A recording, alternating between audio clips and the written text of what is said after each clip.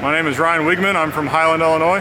Behind me is an 1974 International 1466. We've owned the tractor for probably 5 years now. We bought it for use around the shop as a loader tractor.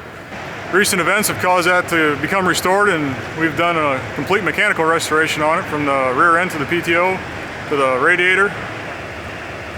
Complete engine overhaul, transmission, clutch. Nothing's been untouched on this machine. Tractor is basically rebuilt back to factory spec. The injection pump is turned up a little bit for any kind of plowing we'd like to do. That way we have the power to do with what we want to do with. It didn't have the ROPS on it, the rollover canopy. It's always something we like to add to the tractors. I think it looks a little nicer. Since we spent so much time with it, we'll probably keep it around for a while.